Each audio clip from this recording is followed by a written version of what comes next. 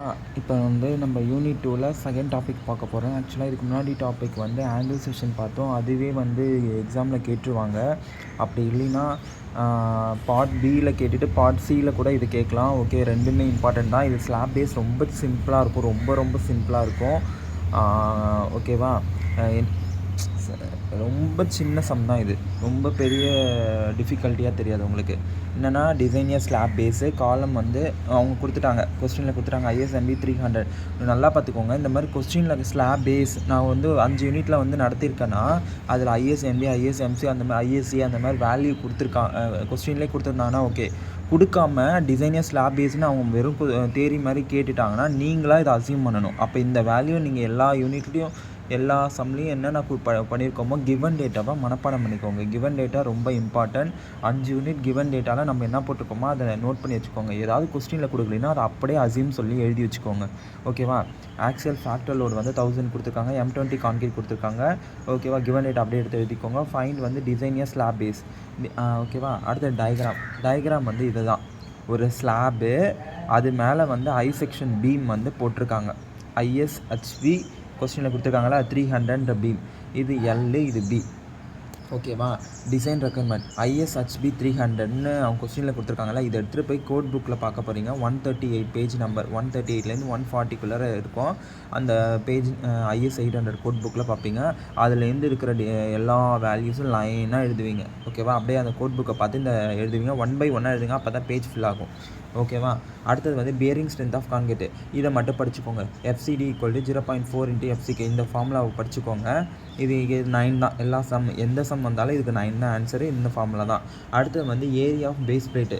Area of base பிளேட்டுக்கு formula வந்து இது வந்து இது இப்படி படிக்கணும்னு இல்லை, இது கோட் புக்கில் இருக்குது பேஜ் நம்பர் 34ல். பட் நீங்கள் வந்து எப்படி நினச்சிக்கிறீங்கன்னா sigma stress load by area, அந்த ஃபார்முலா ஞாபகம் வச்சுக்கோங்க.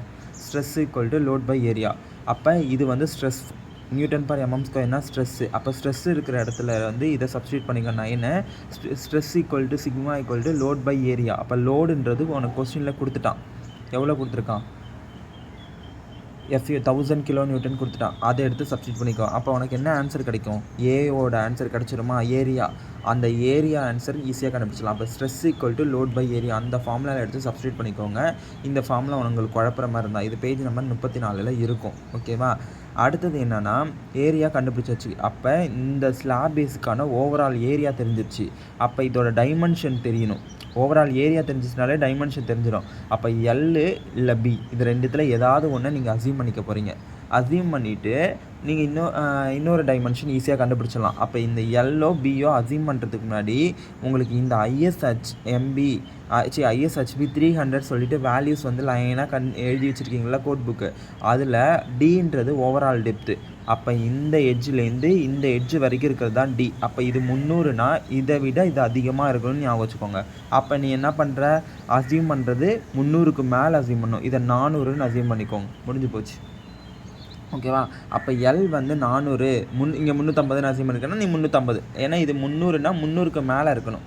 ஓகேவா? அதே மாதிரி இங்கே வந்து பார்த்தீங்கன்னா BF வந்து 250னா 250க்கு மேலே. இந்த BFனால் இந்த ஃப்ளான்ச்சோட இது லென்த்து. அப்போ BF வந்து 250 இருக்குன்னா இதை விட இது அதிகமாக இருக்கணும். நீ ரெண்டுத்தையுமே அசியூம் பண்ணிக்கலாம். 350, இது 300 அப்படின்னு வச்சுக்கோ. இது 400, 450ன்னு இது ரெண்டுத்தையும் மல்டிப்ளை பண்ணி புதுசாக இதை மல்டிப்ளை பண்ணி வர்ற ஆன்சர் தான் புது ஏரியா. ஓகேவா? இது அப்ராக்சிமேட் ஏரியா தான் இங்கே வந்திருக்கும். ஓகேவா? இது ரவுண்ட் ஆஃப் பண்ணியிருக்கோம். இது இப்போ இந்த 350 L வந்து 320ன்னு அசியூம் பண்ணியிருக்கேன்னா B வந்து 350. இது வந்து நீ என்ன வேணாலும் அசியூம் பண்ணிக்கலாம். 350ன்னு அசியூம் பண்ணிக்கோங்க, 400ன்னு கூட அசியூம் பண்ணிக்கோங்க. ரெண்டுத்தையும் மல்டிப்ளை பண்ணி வர்ற வேல்யூ தான் ஏஇயோட புது வேல்யூ. ஓகேவா? அதான் ஏஇ. இப்போ அடுத்தது என்னென்னா FS திக்னஸ் ஆஃப் பிளேட். இப்போ இந்த பிளேட்டோட திக்னஸ் ஸ்லாப் பேஸோட திக்னஸ் கண்டுபிடிக்கணும். FS இல்லது TS. இது பேஜ் நம்பர் 47ல் இருக்கும் இந்த ஃபார்முலா. அதில் எடுத்து சப்ஸ்டியூட் பண்ணிக்கோ. இதில் ABன்றது என்னன்னு நான் சொல்கிறேன். ஏன்றது வந்து இந்த ஸ்லாப்லேருந்து இந்த பீமுக்கு நடுவில் இருக்கிற இந்த டிஸ்டன்ஸ் தான் A. Bன்றது இந்த டிஸ்டன்ஸு. ஓகேவா? இதை எப்படி கண்டுபிடிக்கணும்னு சொல்கிறேன். நீங்கள் அதை நேராக 10, 20ன்னு அசியூம் பண்ணி கூட பிடிக்கோங்க. அதை நான் எப்படின்றது சொல்கிறேன். இப்போ ஓவரால் லென்த்து வந்து இங்கே கண்டுபிடிச்சிட்டியா? ஏதோ ஒரு லென்த்து இங்கே கண்டுபிடிச்சிட்ட. அப்புறம் இந்த லென்த்து உனக்கு தெரியும். ஃப்ளான்ச்சோட லென்த்து உனக்கு தெரியும் 300ன்றது. ரெண்டுத்தையும் மைனஸ் பண்ணினா உனக்கு என்ன ஆன்சர் கிடைக்குன்னா இந்த இந்த டிஸ்டன்ஸும் இந்த டிஸ்டன்ஸும் கிடைக்கும். அப்போ 2 டிஸ்டன்ஸில் பாதி தானே வந்து இந்த டிஸ்டன்ஸு, ஓகேவா? அப்போ அது டிவைடட் பை 2 போட்டினா இதோட லென்த்து மட்டும் கிடைக்கும். அதுதான் ஸ்மால் ஏ, ஓகேவா? இப்போ நான் இது வந்து இங்கே நான் அசீம் பண்ணியிருக்கிறது 320 அசீம் பண்ணியிருக்கேன். அப்போ இந்த எல் வந்து இது வந்து 320, இது வந்து 300, ஓகேவா? அப்போ 320 மைனஸ் 300ன்றது எவ்வளோ வருது? 20 தான் வருது. அந்த 20ன்றது இந்த டிஸ்டன்ஸும் இந்த டிஸ்டன்ஸும். அப்போ ரெண்டுமே சேமாக இருக்குன்னா டிவைட் பை 2 போட்டிங்கன்னா இதுவும் 10 இதுவும் 10. அப்போ ஏ இது இந்த சைடு எடுத்தாலும் ஏ தான், இந்த சைடு எடுத்தாலும் ஏ தான். அப்போ ஏன்றது 10. அதே மாதிரி தான் பின்றது இந்த ஸ்மால் பி. அப்போ ஓவரால் பி வந்து என்னது 250. இது என்னது இந்த இது வந்து 250. பின்றது இங்கே எடுத்திருக்க 350. ரெண்டுத்தையும் மைனஸ் பண்ணி டிவைட் பை 2 போட்டிங்கன்னா என்னது இந்த பி ஸ்மால் பி வேல்யூ வந்துடும். அதுதான் இங்கே போட்டிருக்கோம், ஓகேவா? அடுத்தது வந்து டபிள்யூ லோட் பை, அதுதான் இங்கே வந்து 9ன்றது. இந்த டபிள்யூன்றது வந்து என்னதுன்னா ஸ்ட்ரெஸ்ஸு தான். ஆக்சுவலாக இந்த கோட் புக்கில் வந்து 47ல் ஒன்றுத்துக்கு டெஃபினிஷன் கொடுத்துருப்பாங்க. அது டெஃபினிஷன் புரியலன்னு எடுத்துக்கோங்க. இந்த 9ன்றது இங்கே நான் ஆல்ரெடி கண்டுபிடிச்சி வச்சுருக்கல, அதை எடுத்து சப்ஸ்டியூட் பண்ணுங்கள். அடுத்தது வந்து இது எல்லாத்தையும் எடுத்து சப்ஸ்டியூட் பண்ணினா முடிஞ்சு போச்சு. காமா எம்நாட் எஃப்ஒய்லாம் ஃபஸ்ட் யூனிட்லேருந்து எது அசீவ் பண்ணுவோமோ அதே தான். 1.10 250 நல்லா ஃபஸ்ட் யூனிட் கிவன் டேட்டாலேருந்து அப்படியே கண்டினியூ ஆகிறது தான். அடுத்த size of L assume S equal to 6 mm. இது வந்து எல்லா சம்முக்குமே 6 mm அசியூம் பண்ணிக்கோங்க.